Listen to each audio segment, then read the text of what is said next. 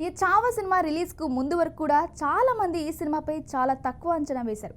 తీరా ఈ సినిమా థియేటర్‌లో విడుదలై అక్కడి నుంచి వస్తున్న రెస్పాన్స్ చూసి అలా అన్న వాళ్ళందరూ ఇప్పుడు ముక్కున వేలేసుకుంటున్నారు. మొదటి రోజు సినిమాకు నెగెటివ్ రివ్యూలు ఇచ్చినా ఆ తర్వాత మాత్రం జనాలకు సినిమా పిచ్చి పిచ్చిగా ఎక్కేసింది. ముఖ్యంగా హీరో విక్కీ కౌశల్ చివరి 40 నిమిషాలు చేసిన నటనకు విమర్శలు సైతం సోషల్ మీడియాలో పాదాభినందనం చేస్తున్నారు. సినిమాలో నటించిన రష్మిక మందన కూడా తన రేంజ్ యాక్టింగ్ చూపించింది.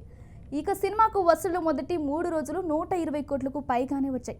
ఇక బుధవారం నుంచి సినిమాకు కలెక్షన్లు మరింత పెరిగే అవకాశం ఉందని అంచనా వేస్తున్నారు. ఇక బుధవారం ఛత్రపతి శివాజీ మహారాజ్ జయంతి ఉంది.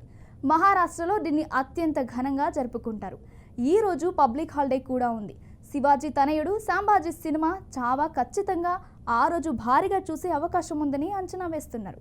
ఆ ఒక్క రోజునే 50 కోట్లకు పైగా గ్రాస్ వసూలయ్యే ఛాన్స్ ఉందని, బుధ గురువారాలో సినిమా ఖచ్చితంగా 200 కోట్లకు చేరుకునే అవకాశాలున్నాయని అంచనా వేస్తున్నారు.